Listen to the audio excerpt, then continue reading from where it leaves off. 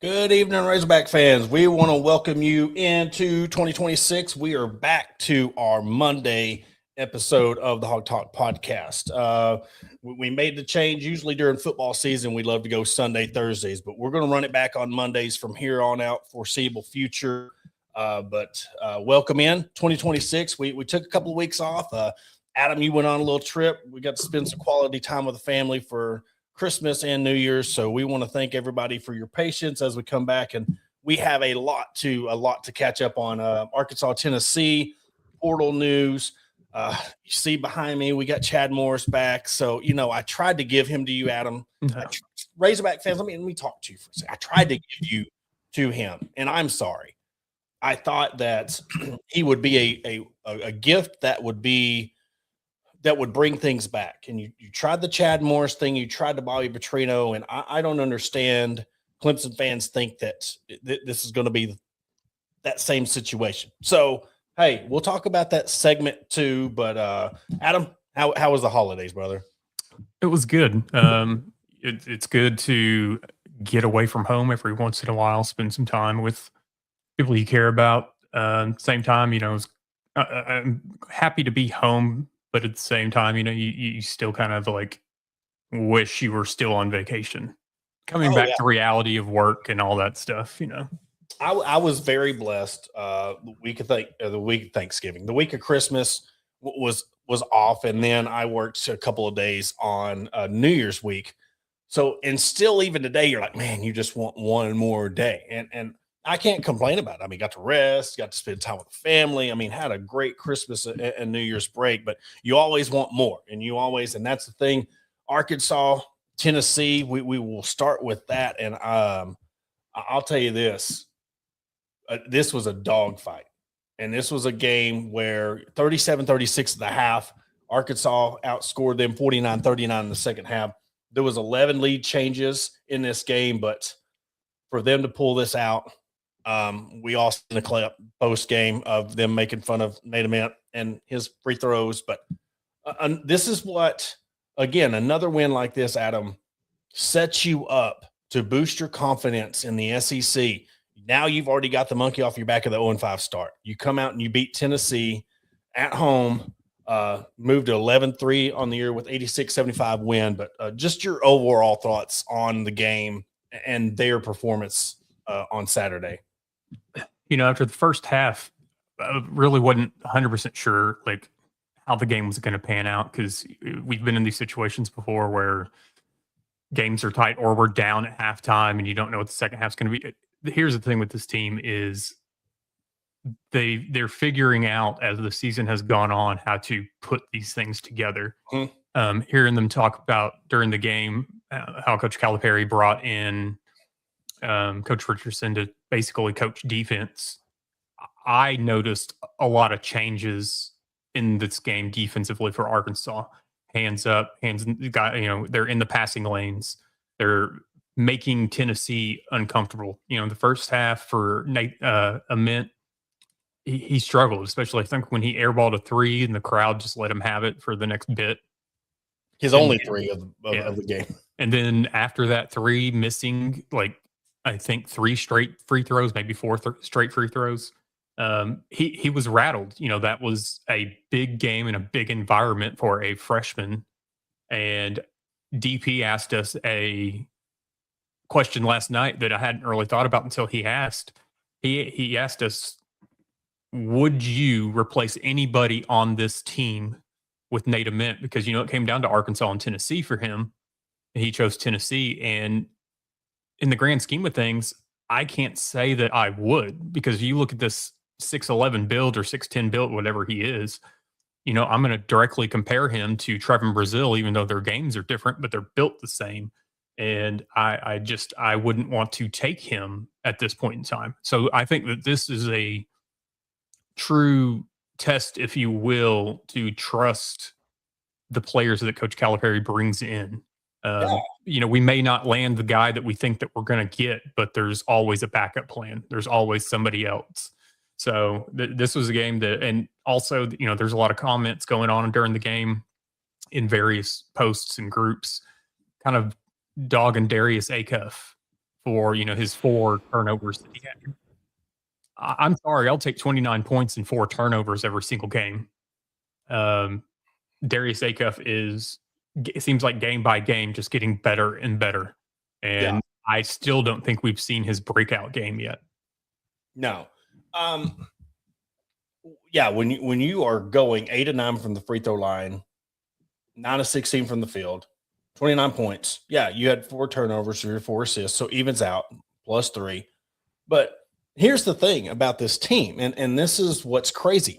They are playing so well without sharing the ball. Mm-hmm. That 7 assists total. And look, we the game of basketball now, it's not where the point guard is running set plays and you're passing the ball. There's a lot more dribbling going on. There's a lot more turnovers now is like points per game. Now, you're going to get more points per game. It's easier to score points now because of just how wide open offenses are ran, how the refs are. When you're dribbling the ball more and the ball is in your hands more, and you see that you had 4 assists and you had 4 of the 7 assists, well, you're going to be more prone to turnover. So, yeah, if he had 10 turnovers and he had 3 of 24 shooting, yeah, okay. But you got to, if that's what you've got to complain about, Darius Acuff, this is the best guard duo we've seen since Todd Lee Mayberry. This is not prisoner of the moment. This is watching how they play. Watching Darius Acuff play, he has that dog in him like Todd Day. Mm-hmm. I mean, how he goes to the rim, how he attacks, how he will the confidence as a freshman to come in and shoot the ball, do a tween, pull up, and you're putting it right there in the guy's face. That is confidence, and that's what we said as shooters. You got to have that confidence. And for Malik Thomas, the last couple of games, 18 points yesterday or Saturday. That's what we want from him. Everybody was dogging him early on. When's he going to click? Well, he's starting to click. Mm-hmm. Another takeaway. Trevin Brazile had 7 points. What have we said all non-conference? We need somebody else if Trevin Brazile or Carter Knox. Somebody doesn't have a good game. Who's going to step up? You had 2 guys step up. You and Knox stepped up. Mm-hmm. If you can get that every game, you are going to win a lot of games in the SEC because, look, if you can get 20 and 15 out of Darius and Malik and you have guys step up, Arkansas is the best team in the SEC right now. Mm-hmm. And, Malik Ewan, 12 points on 27 minutes. But the biggest thing for me was 8 of 8 from the free throw line. They shot 92% in the second half. Now, they shot 27 free throws. Now, so if you want to be one that critiques games, they got to shoot 27 free throws in the second half. So they got, you could say, okay, did they get some home cooking? But when you're dribbling the ball and you're taking to the rack and you're not passing the ball, that's going to be a byproduct of it. But 87% from the free throw line as a whole. So rounded, it was 87.9. Mm-hmm. They're doing what you're asking of them. Shoot better free throws. Have people step up when somebody's down. And they're doing that. And for them to be, I think after the game, they were underdog to Ole Miss. I don't know if the line's changed on that, but for them to even, it's crazy to think, but it is Ole Miss. They always struggle against Ole Miss. I haven't looked at the line yet, but I do see that ESPN's analytics, they've got Arkansas favored 53%. But that's still, you look at that 53.3 to 46.7, and Ole Miss is 8-6. So I feel like a lot of that is just from potentially not being road tested. But I'm looking at this also at just the comparison with Ole Miss and Arkansas. Arkansas averages 90 points a game to Ole Miss 74. Points against, Arkansas is giving up 75, Ole Miss is giving up 68. So, this is a game that Arkansas should win. I hope it's a hostile environment. We'll see what happens because I do think. I'm trying to remember here. They go at Ole Miss, at Auburn, home against South Carolina, and I think one of the biggest games in the stretch coming up, or 2 games, as a matter of fact, is January 17th at Georgia, and January 20th versus Vanderbilt. because those are two teams I can see that Georgia Arkansas game easily being triple digits for both teams because they're both averaging in the 90s. Yeah. Well, and another thing, like with this week, you got the Wednesday, it's a short turnaround. You got a Wednesday, Saturday. Now you're going to these Wednesday, Saturdays the next 2 weeks. So people think about, your non-conference schedules. You're usually a Monday, Saturday. Now you're automatically going into a Wednesday, Saturday for the next 2 weeks. Then you go back to Tuesday, Saturday the next couple of weeks. But the closer it gets to January 31st, people, that's where that Vandy LSU or the Georgia Vandy stretch is going to be important, because the closer it gets to that Kentucky game, you got to keep your focus on each game leading up to that, because you can't lose sight of, we're looking ahead to Kentucky because we really want that game to let one of these teams sneak up, especially Vanderbilt. Great team. But the good thing is you have them at home. You don't have them at that awkward ass court they have there in Vanderbilt. It's one of the most, I think, the difficult layout. You're sitting underneath the floor. It's just a weird layout. But yeah, that game will be there on the 31st. But I'm really 5:30 tip off for that, by the way, on January 31st for the Kentucky game. So Ole Miss 8 p.m. in Oxford, SEC Network for that game. Oh, back to the 8 p.m. weeknight games. Gotta love it. But no, I mean, what Darius Acuff is doing right now is just, it's crazy. He's averaging 19 and a half per game, 6 assists. I mean, if you look at our overall stat leaders, you've got Acuff at 19 and a half points, Brazil at 7 rebounds, Acuff at 6 assists, Brazil at 1.5 steals, and Brazil at 1.5 blocks. So, this is something, if we could get, just a true double-double out of Brazil, just bump it up a little bit. And yes, that's me being a little bit greedy, but we talked about it before the season. About and Coach Cal talked on it. That's what his challenge to Brazil was he should be out here averaging a double-double. And he's right there at it. I just think that there's some games like we saw that he did kind of fade out, and he's got to find it somewhere. Malik Thomas, he used the James Madison game to dig himself out of that slump that he was in. So we've now got Malik Thomas back to his former self, if you will. If we can continue to get the production that we got out of Malik Ewan, he was everywhere on the court. It didn't matter. Off the ball, on the ball, it didn't matter. He was a force to be had. Came in with 4 blocks too against. And yes, Arkansas will definitely be Kentucky's Super Bowl. Yeah, 100%. You're already cowering down. The mighty Matt Jones is already cowering down about their cope with Pope, and it's funny to see how he was thanking everybody about the chicken nuggets and the Tyson nuggets, and everybody's sending it back to him saying, no, thank you. Y'all wanted him. You thought Pope was going to be the answer because he was a Kentucky guy, and it's funny how those things happen, because you look at Petrino. Everybody thought, because the nostalgia, he's going to come back. He's going to make changes.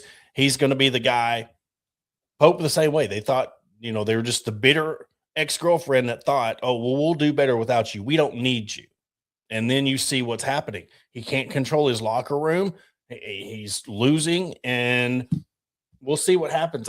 Now, does that mean that Arkansas is automatically going to win on the 31st? No, because, again, it's their Super Bowl now. So you better come ready to play, because they're going to want to beat you on your home court. They're going to want to make your fans leave. They're going to want to make your fans exit their arena early. So, but, another thing, when you're talking about the points per game, you've got 4 guys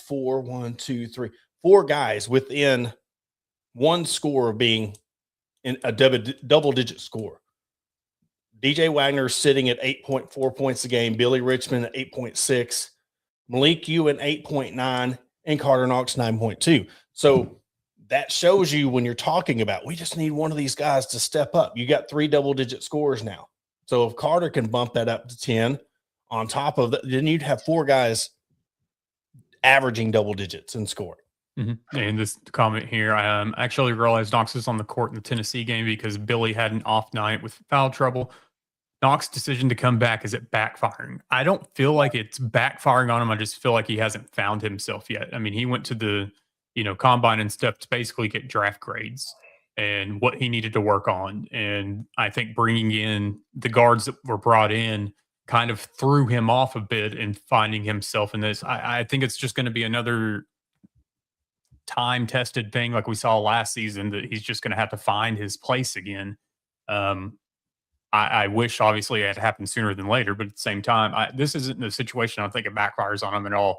You're on a top 25 team, top 15 team. You're on a team that last season got to the Sweet 16. We'll see what happens this season. You're a John Calipari product. Like you have a lot of upside. You have a lot of help there. So I think that coming back doesn't backfire him. I honestly look at this team right now, and as good as Malik Thomas is, I would love to see him come. And yes, that's being greedy, but I'd like to see him come back next season just to fine tune some things that I do think he gets a little wild on. Yeah. But you look at this roster. I mean, Acup's your clear guy. He's clear one and done. Now, Malik has the ability, but yeah, I totally agree. I think he needs one more year, and I think if you trust in Cal and he tells you you're just not ready there, but you got to look at the millions of dollars and the difference of what you can do if you come back and advance your draft stock. You could go from mid first round, probably a mid to a second round pick, to now you're a lottery pick if you come back next year. That's huge, because we're seeing this stuff in the G League and it's just not panning out. There's a big difference. If you could go to the G League and average 30 a game or 20 a game, you go to NBA and you're not even sniffing the court. I mean, that just shows you the gap in between the G League and the NBA. Mm-hmm. And we're seeing that with multiple people. You know, you're going and you're balling out in the G League, and then they bump you up for a 10-day contract or a 2-way contract. It does not translate. So it's almost like you have to trust. But Carter Knox, I mean, he averaged 8.5 points a game last year in SEC play.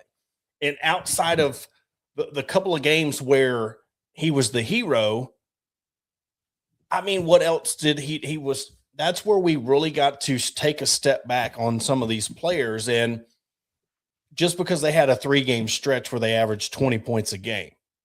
But before and after, if they fall off, I mean, you got to consistently – look at Acuff and be consistently, this guy can give you 20 points a game. Mm-hmm. That's where I would now, if Knox was doing that this year, I'm glad he came back. But I don't think him coming back hurt him, because I mean, he's the same player.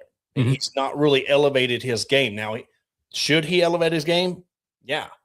But that just shows he needs to be here at Arkansas, because the points per game is right on par for where he is last year. Mm-hmm. Yeah, and if that'll change or not with him, with Knox not being on mock drafts, he's going to have to either become more of a defensive force and be able to change the game defensively, or he's going to have to ramp up his scoring tremendously. I think that, you know, he could potentially, I mean, he could be looking at a 3-year player under Coach Cal, which I know isn't usually the route to go. But at this point, I'm just like, I feel like that he's got to be up in that 15-point range, which is going to be, you know, difficult to do.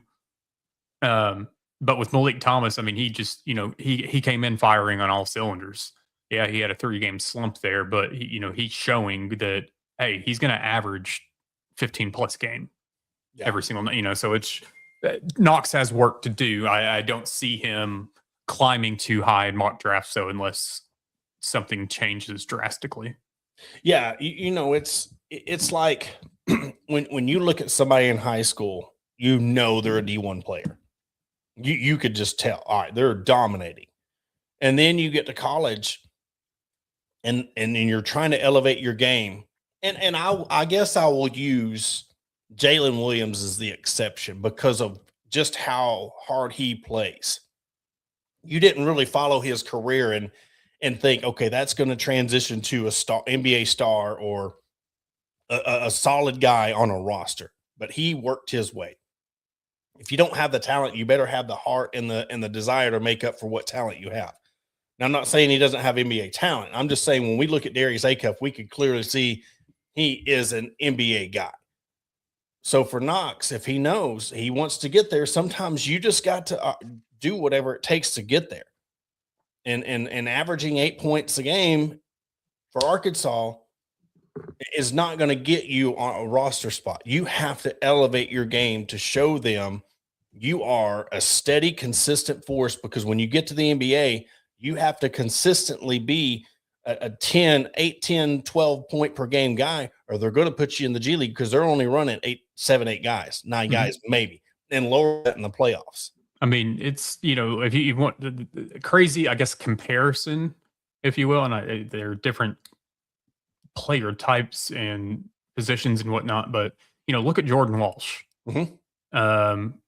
Got drafted 38th overall. I mean, he was averaging 7.1 points per game, 4 rebounds, 1 assist. But when he was in the game, he accepted and played his role best, I felt like, out of anybody on the court.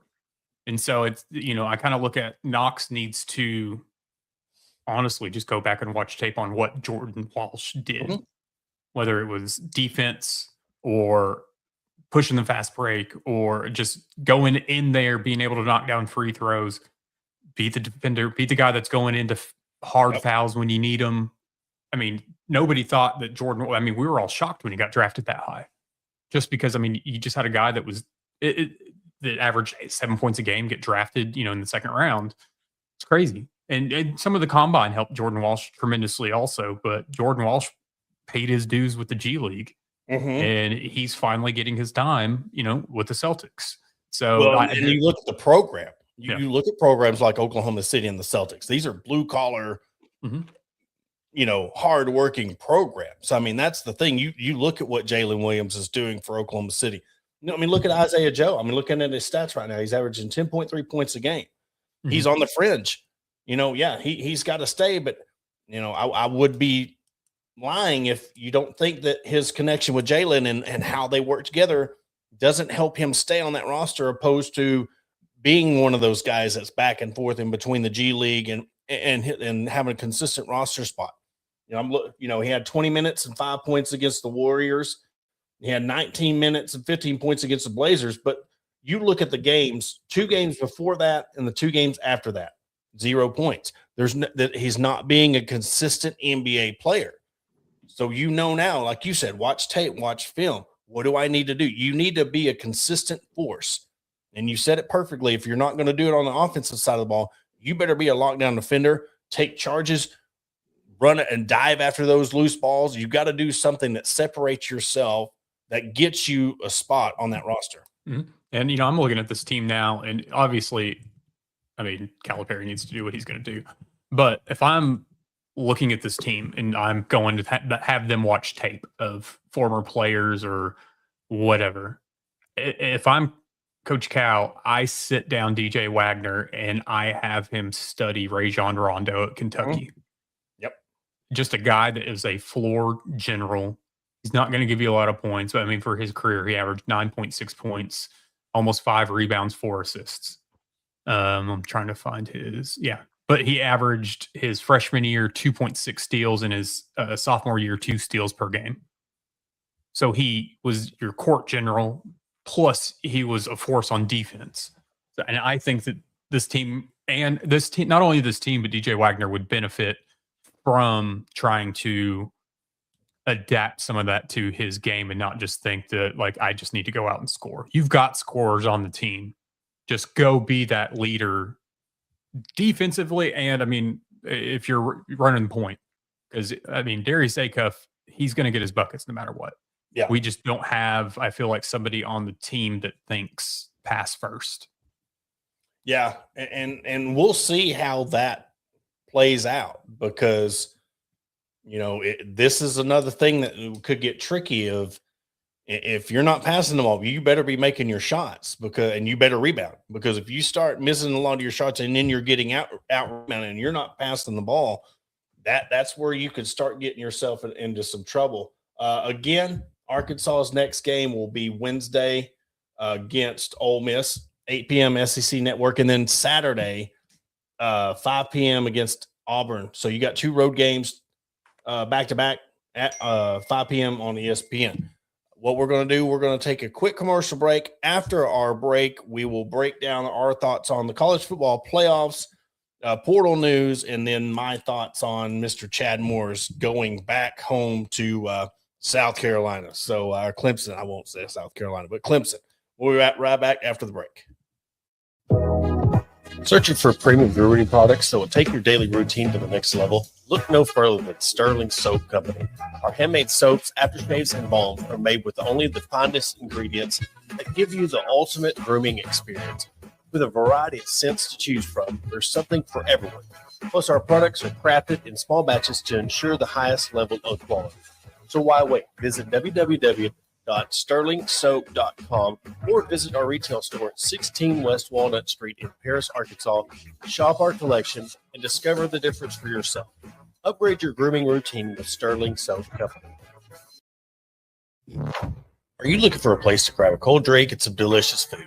Look no further than Arkansas Brewing Company. Located at 201 South 1st Street in beautiful downtown Ozark, our establishment offers a wide selection of craft beers and tasty eats. But what sets us apart is our welcoming atmosphere and friendly staff. At Arkansas Brewing Company, you'll always feel like part of the family. So visit Destiny and Christopher Brockett and staff today and see for yourself what makes us the go-to spot for locals and visitors alike. Arkansas Brewing Company, come for the drinks and stay for the friends. Attention DIYers and home improvement enthusiasts. Are you searching for the right tools and supplies to tackle your next project? Look no further than Mentor's Hardware Store. With locations in Ozark, Alma, and Clarksville, our vast selection of hardware and building materials is sure to have everything you need. Whether you're fixing a leaky faucet or building a new deck, most our knowledgeable staff is always on hand to offer expert advice and guidance. And with our competitive prices and convenient online ordering, Mentor's Hardware Store is your one-stop shop for all your DIY needs. Visit us today and let's build something amazing together. Are you looking to take your career to the next level? Look no further than ATU Ozark Campus. As a 2-year satellite campus of Arkansas Tech University, we're dedicated to a quality workforce education, industry partnerships for in-demand jobs, and tailored paths for success. Our programs are led by industry professionals. Whether it's a certificate or you're aiming for a graduate degree, ATU Ozark has you covered. Visit our website at www.atu.edu/Ozark or contact us at 479-667-2117. Your future begins here. Welcome to Ozark Area Chamber of Commerce, where our mission is simple: encourage, promote, and aid an enduring environment of shared economic opportunity and civic development for the Ozark, Arkansas area. Whether you're a local business owner or a resident, we've got something for you. Shop our unique local businesses, explore the beauty of Ozark, and savor local flavors and find cozy accommodations. Join us in building a stronger community. And to learn more, contact us at 479-667-2525. Remember, together we thrive. And want to welcome you back to the Hog Talk podcast. Switching things over to football now, portal news. The portal has opened up, and Arkansas has reached out and got some players from Memphis, it looks like. So Sutton Smith and A.J. Hill. So the thing with the quarterbacks and KJs and AJs. So we're just going to continue on with that. What do you think of? We knew that this was going to happen, but do you think it's good, or do you think that it's a bad thing that you're seeing these Memphis players come over to Arkansas? I'm not going to say it's a bad thing. I know a lot of the talk from me and some others prior or as things have gone on, I'm withholding like a lot of, I guess, judgment and such until I see the product on the field. I don't necessarily, I look at these Memphis players and I kind of just look at it like being a step above a lot of the other mid majors, or, not the D2s and the JUCOs and the thing that we kind of harped on Sam Pittman always going after, what we ended up with, whatever the case may be. I expected quite a few Memphis players to come over. It's one of those things that we'll see how it pans out. I know that a lot of folks are like, oh, these SEC caliber players, these guys aren't SEC players, whatever it is. And I get it. I've been in that same thought process, but hell, we look at Look at Kurt Signetti and what he Yeah, did well, with James. what Madison. he's doing with 3 stars. Yep. And you look at Ole Miss's quarterback who won 2 national championships at Ferris State. So these guys are out there. It's just a matter of finding them and also coaching them up, because obviously Kurt Signetti is doing more than anybody has ever done when it comes to being able to coach up these players. But no, I don't have an issue with it at all. It's one of those things that we'll see how it pans out, because I think that I'm not saying you get a free pass the first year, because we're past that stage in college football with the transfer portal and NIL. I don't think there's much of a learning curve when it comes to the players. I think that you need to come in and ready to play. So if it's one of those things that I'm going to be judging Ryan Silverfield and this team, I mean, game 1, there's no pass here.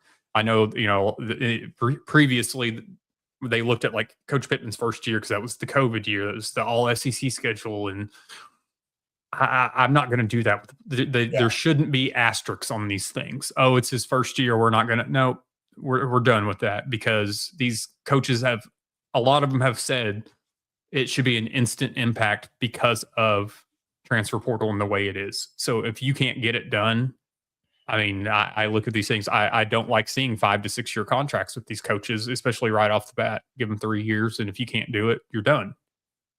So I agree. Yeah. And a lot of that has to do with what he said and what Hunter Yurachek said.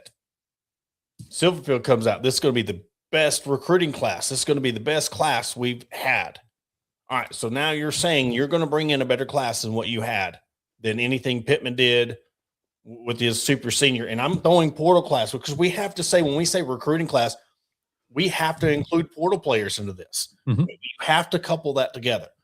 And I think now, and everybody can admit, that portal players are more important than your high school recruiting. And I feel bad for the high school kids.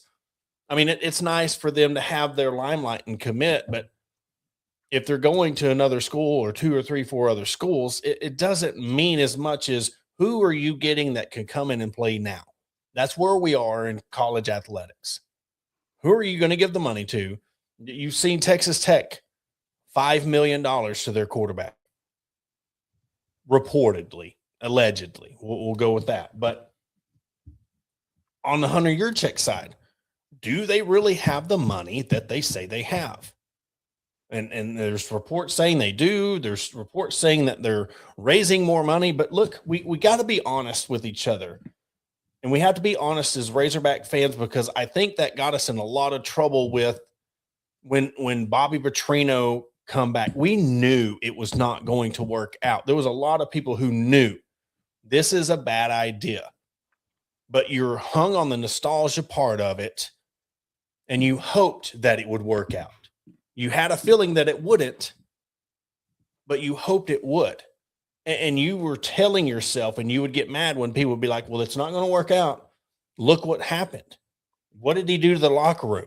Where was he at as a personable person? Did he unify the team? Everything that I'm hearing is no. You're getting in arguments with your defensive coordinator. You're getting in arguments with people. You're not unifying the team. And you see, so when you got Ryan Silverfield coming in saying, we're going to do this and we're going to do it, you have to prove it. Adam and I are both on the same page of, we want to see it on the field. We want to see wins. We want to see production. We don't want to see how fast you are in the off season. We want to see you beat teams. And I'm telling you right now, with this schedule, North Alabama, Utah, Georgia, Tulsa, Texas, you take out the North Alabama game, September 5th. The month of September, you have Utah, Georgia, and Tulsa. And then your first 2 games in October is A&M and Tennessee. So if Hunter Yurachek wouldn't have said, look at the schedule and ruined that for me last year, I might be able to say, you've got a first-year head coach coming into a program that is abysmal, and you're giving them Utah, Georgia, Tulsa, Texas A&M, Tennessee. I could try to give him some slack. But then you're taking it and saying, we have all the money. We're going to have a better recruiting class. It's hard to buy into it.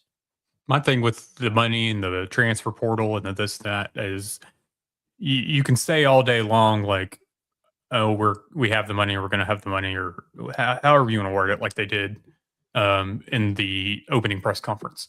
But I feel like until we see a top player in his given position commit to Arkansas, I don't believe that you have the money. No. Because I don't believe that you were a 2-10 team, and I get, new coach, new whatever, but you were still a 2-10 team. If you don't have a top player at whatever the position is coming into Arkansas, you're not out spending money. I don't feel like. So I don't fully believe it. And then we've seen some of these guys. I mean, Jafard ending up at Texas. I know there's been some other. I think where Marion Harris. I forget where he ended up. Somebody will tell me in the comments. But these guys are going to bigger schools, and I mean, more power to you. But I don't know. It's one of those things. I don't believe the money talk until I start seeing some splashes in the portal. Yeah, and they brought it. They're bringing in AJ Hill, and I get Grayson Wilson's leaving, and you got KJ Jackson, and I believe who was the other one? Trevor Jackson's leaving also. Mm-hmm. Oh, and Matt just texted me. Marion Harris went to OU, so that's where he ended up. But I'm looking at some of these guys coming in. Like I know that they put out a report of the going rate of the quarterbacks that are in the transfer portal currently, and like they had, Dylan Riola in there at $4 million. Like they had 10-ish quarterbacks around that $4.5 million range, and Riola was on there. And I'm just looking at this list of players, and I'm like, none of these quarterbacks are $4 million quarterbacks. Yes. Like, this is how ridiculous all this has gotten.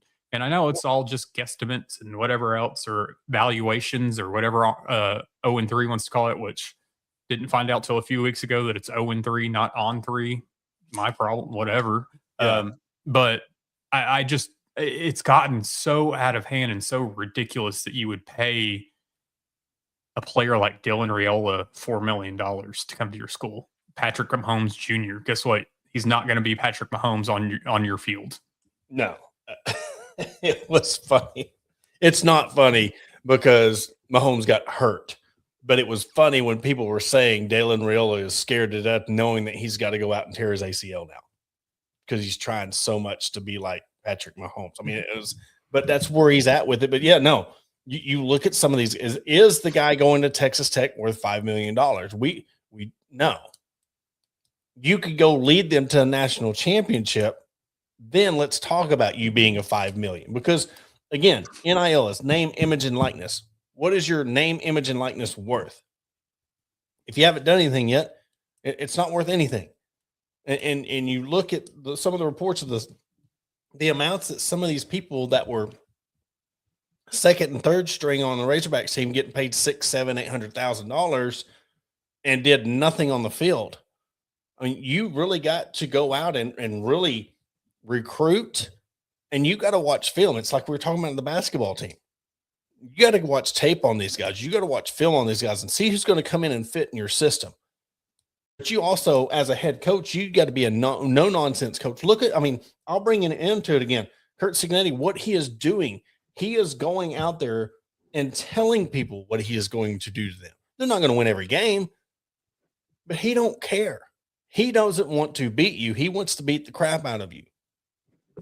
And he has that no-nonsense approach. And then he's talking about, we only practice an hour and a half. We only do this. I'm getting the most out of my guys because they believe in me. And guess what? He's believing in them because they're winning games. Mm-hmm. He's lost 2 games in 2 years? Yeah. Arkansas could have had him. I'm looking to see. Somebody asked here the offensive lineman Carius Kern, I think he's from Marion, Arkansas. He is the one that was saying that they were holding his paperwork, right? Is that he visited Ole Miss today. He visits Arkansas tomorrow, okay. And I think he's scheduled Mizzou also. So obviously, I want him to come back home to Arkansas. Mm-hmm. But at the same time, I think this is a situation that whoever the highest bidder is going to be, because what the players seem to love Golding, and everything that he's done so far. But at the same time, I just wonder, does that wear off once they're out of the college football playoff? Do these players still want to continue to play for him, or will we see their mass exodus if they don't win the national championship? So time will tell there. But with Kern, I think this is going to be one that wherever he goes, it's going to be to the highest bidder. But I don't think it matters anymore, Adam. We'll transition out of portal into the college football stuff. I don't think it matters anymore because you look at Lane Kiffin. You're primed for a spot to make a national championship run at Ole Miss. And you leave for LSU. I don't care. This has nothing to do with LSU's program is better than Ole Miss. You had a chance to do what the ultimate goal is, and it's to win a national championship with the players you have, and they beat Georgia. They have a chance to win it all. I don't see why they couldn't win the whole thing, because if you look at the college football playoff, I mean, you're playing Miami. Their defense is insane, but they have a chance to win that game. And then you're going to play the winner of Oregon and Indiana. I mean, you have a chance. And if you have a chance, why did he go to LSU? Money. So you're looking at these players. They could go, Chambliss can go win a national championship at Ole Miss, and if LSU throws the biggest bag at him, how are you going to turn that down? Because guess what? Unless Chambliss is a bona fide NFL quarterback, he's going to take the money while he can, and then you're going to try to get drafted and go to the – but you're seeing a thing with college football quarterbacks where the last 3 or 4 – do you see Gunnar Stockton? Where's the kid, the last, the one that won 2 national championships, his name is slipping. The last Georgia quarterback before Gunnar Stockton. Carson Beck? No, Carson Beck. He's at Miami now. I'm talking about the one that's in the NFL now. Matt Stafford? Oh, goodness gracious. No. The one that just now is in the NFL. He won 2 national championships. Oh, the dude who went, Stetson Bennett. Stetson Bennett. Is he even playing anymore? Because I know he left for personal issues. But you go to the NFL and you're like, you can't even remember his name. Mm-hmm. So you're going to chase money. I thought that it would never happen. But when it comes to outside of where you are, if you're in the realm of you having a chance to win the national championship, if you're not in that 12 team, then yes, I could see going and trying to get to that spot where you could get a chance to win the national championship. But now we're seeing the craziness between this Ole Miss LSU stuff is insane. I can't follow it. It's crazy. And then, the thing that was really cracking me up was all the LSU people that are sitting there talking so much crap about Ole Miss, but rooting for Ole Miss. You're sitting on the fence with this, and it's hilarious watching them bow down to Chambliss, bow down to Ole Miss like you want them to win. Lane coached him, so we can root for 2 teams. It's not how it works, people. And then you had people lighting up a cigar because Alabama lost. You're supposed to be LSU. Why are we doing that? You're supposed to be a top-tier program. Why are you sitting there lighting a cigar because another team lost? That just shows you're not there. You're not an elite program. You sold your soul to the devil to win it in 19, and you haven't got there since. I think it's crazy, the stuff going on. I guess Charlie Weiss Jr. is the only coach left besides Golding, because their running back coach isn't going to continue like that right there. And I talked about this last night on HQ. Like, to me, what the coaches are doing, it's a slap in the face to the players. Mm-hmm. Yeah. Because, this is a comment that I left on one of Chris Phillips of SEC Unfiltered videos about, just college football landscape. I feel like that at some point, with the college football calendar, which is a mess, I feel like that there needs to be obviously not a transfer portal, but there needs to be a window for these coaches to come and go. I mean, I get it if you fire a coach before the season or the end of the season or whatever, but I feel like that the coach should not be allowed to announce or be with his new team until after the season. Absolutely. I mean, and get into this mix too. Is like, right now, all these players, their agents or whoever else, or the leaks that come out, so and so's entering, it plans to enter the transfer portal. So, hey, here's my intent to enter the like that stuff. I feel like that shouldn't happen. And then these coaches, like, you shouldn't be allowed to basically announce that you're going elsewhere until, yes, there's still going to be leaks that come out or whatever, but like until this season is finished, then Lane Kiffin could have came out and said, hey, I'm taking this LSU job. And I know a lot of it has to do with National Signing Day or early National Signing Day. And now they've, bumped back the transfer portal. I just feel like they've got to clear up some of this with these coaches leaving, not being fired, but leaving before their season is technically done. I get it that the regular season was done, but your season wasn't over with yet. Yeah, you got to have it to where you start the season early, and you're having your national championship game on January 1st. If that means you have to have the Rose Bowl as your championship game every year, so what? But it has to be that, because you can't be in January 19th and all this stuff, because, I mean, if Ole Miss beats Miami, you're playing in 10 days. Yeah, 19th, 10, 11 days. So that's 10, 11 days that these people are pulling double duty and they're going back and forth. And now it's a lot different. I know Golding was saying when he was at Alabama, they always played double duty. You didn't have the portal. You didn't have NIL then. So you could honestly, as a coach, do a double duty because you're not sitting there trying to get players to come with you to LSU. There's no tampering like there is now. And it's always funny that the people tampering are so quick to call the other people out for tampering when they know they're the ones doing it. Oh, well, it's funny now you're there. It's okay when you were doing it. It still doesn't make it right that you were tampering. You were cheating. But now Golding's coming out saying, hey, Lane Kiffin's doing, like, you're doing all this stuff, but you were a part of it. You knew what was going on. You were allowing it. And, it's just now, we've all been saying it for a while about tampering and this and that. And it's now taking Lane Kiffin leaving for one of his former assistants to come out and say, yeah, this has been going on. It needs to be stopped. And I'm just kind of like, dude, you were a part of it. I think something happened. Something had to happen where Golding and him had a falling out or something. I don't know, because I thought he was his right-hand man. And then he was quick to sit there and say, it's not Lane Kiffin's offense. It's Charlie Weiss Jr.'s offense. Is there a chance? I don't know what happens with these contracts, but is there a chance that he stays? Is there a chance that they could get Charlie Weiss Jr. to stay at Ole Miss? How does that work? How does that happen? I mean, what if he was to stay? What if they're talking about shipping these, and you're talking about wasting money? How much is this costing these universities? I mean, LSU's having to pay Lane Kiffin if they win. So, of course, he wants, from a money standpoint, for Ole Miss to win.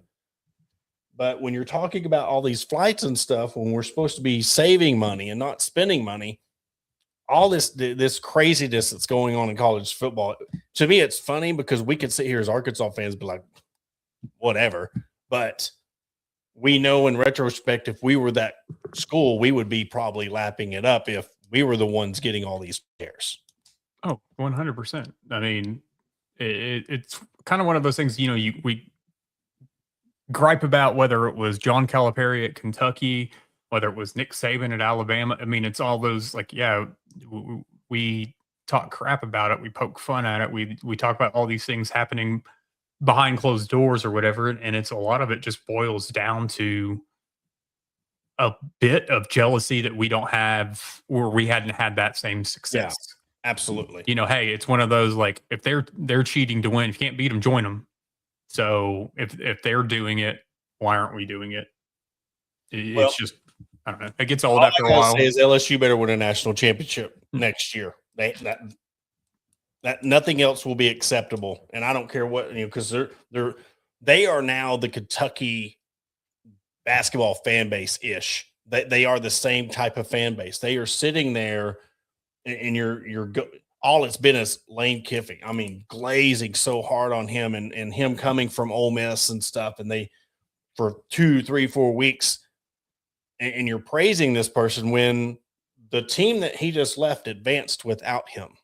Mhm. And even your head guy that covers was talking about how Lane Kiffin is not a good head football coach, but you have him. So you got to win the national championship next year, because that is what you've done to your expectations and how much crap you've talked about, how he's the portal king and how he's going to do this and that. National championship or bust. Undefeated. I feel like the LSU and I know that LSU and I still kind of put Texas A&M in the same boat just for the ridiculous buyouts of the coaches that they fired. But, I look at Texas A&M and LSU, like both of y'all should win a national title for the fact of the coaches that you hired and then fired and then paying those buyouts. And I mean, Texas A&M, I think, is in a better spot. When I say that, they don't have as many eyes on them as LSU is going to by bringing in Lane Kiffin. Oh yeah, absolutely. So it's one, and I feel like Mike Elko is obviously a bit more. I would go as far as saying more respected of a coach than Lane Kiffin is. So we'll see what happens. But no, both of those. If you hire a coach and you have a ridiculous buyout like that, like both of them, and you fire them and you willingly pay that buyout, your next hire better get you a national championship or it's a failed hire. Yeah. Speaking of failed hires, we will end the show with old Chadwick Morris. And guys, it pains me to even talk about this as a Clemson fan, because him going back to Clemson, I know everybody is now laughing because they already hated Dabo. You're adding to this. And I don't know why you think, look, I've got family. I've got friends that are Clemson fans, and I see very, very, very similarities between them believing in him coming back and being the savior at Clemson that the Razorback fans who talked about Petrino being the savior when he come back. They think because he got Deshaun Watson, he is going to be the savior and they're going to be the Clemson of old. It is not going to happen. It's not going to work out. And it probably will cost Dabo his job. Mm-hmm.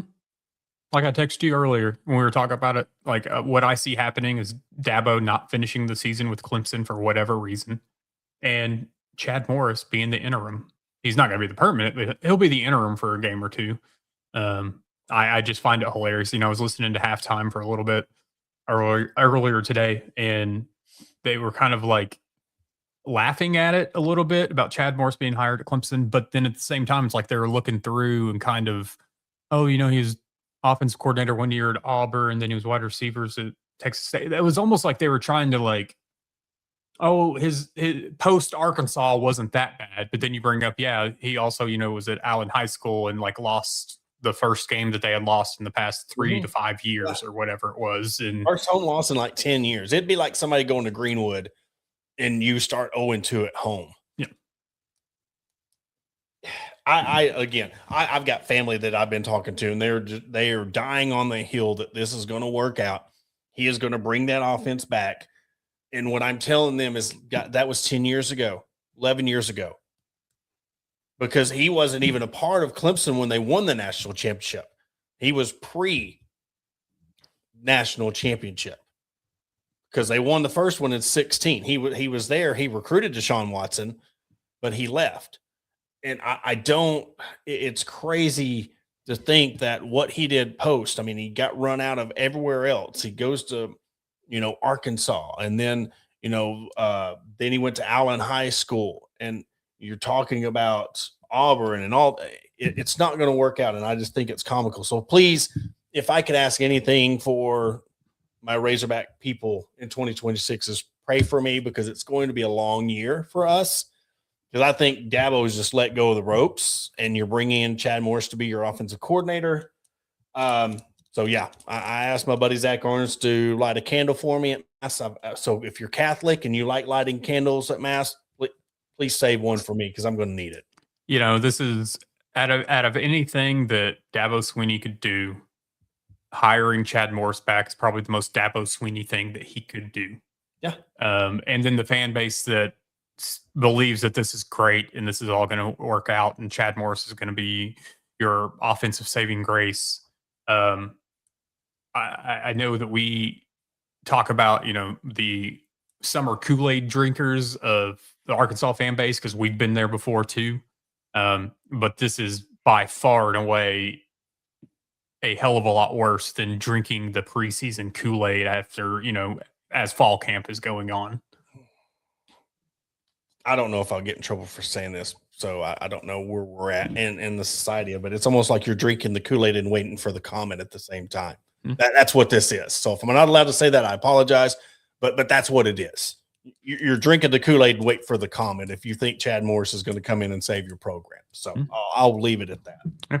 Well, it's going to be an interesting college football season for a lot of fans. And I thought of last night on the show, if we had any North Carolina fans, we thought of a new shirt last night on HQ, and it was Bill Belichick and Bobby Petrino cartoons with younger girls with them, a motorcycle, because we started talking about a Netflix show with them too, and it'd probably be the most boring show ever. But if you turned it into a drama reality show, Billy and Bobby's World or something like, whatever. But that's going to be an interesting watch out there in Chapel Hill. Yeah. Oh, but before we go, we have a bit of announcement to make. We have officially partnered up with Bet Saracen. So if you are new to the betting world, join Bet Saracen today. $25 gets you $250 using the promo code HOG, HAWG 250. So we're really excited to partner up with Bet Saracen in 2026. Want to thank Carlton and his team for that. So we'll be posting a lot of the prop bets. We'll be posting a lot of things, but be sure to use the promo code HOG250. Bet 25 gets you 250 on all your first bets. Terms do apply. So we want to, again, announce that we partnered up with them. We'll be posting a lot of things. And so go sign up. We are signing up today. And I'm not much of a betting person. You see my stats. I have to have a great week to get out of last place in our pick'em contest. So I'm not going to be making any money off of it anytime soon. But Adam, here you go. It's one of those things that I had to lose a little bit this week just to make things interesting for DP at the end of the pick'em season as we roll up. He probably won't believe that, but I'm going to convince myself of that because he thinks I have ties to Vegas. So we'll see what happens. Well, he just, we all last year, all gave you crap saying that you're waiting on all of us to make the picks, and you've tried to make it fair. So, you bring it up, you're 81-53, he's 78-56. So it's going to be a battle for first place coming in down the stretch, and there's not many games left. We have a lot of bowl games, but now we're getting to the nitty gritty of you got semifinals, national championship, and then NFL playoffs. Yeah, we'll run through the last game of the pick'em. Last season came down to the Super Bowl, so we'll see what happens this one. All right. Well, that will do it. Adam, you got anything else? Nope, I'm good. All right. Well, that will do it for this episode of the Hog Talk Podcast. Again, guys, we're going to come to you Mondays. Hog HQ Live will be 8:05 on Sundays. We'll come to you on Monday night, 6:05 on Mondays and Thursdays moving forward. For Adam Hall, I am Porter Hayes, and we will catch you on Thursday.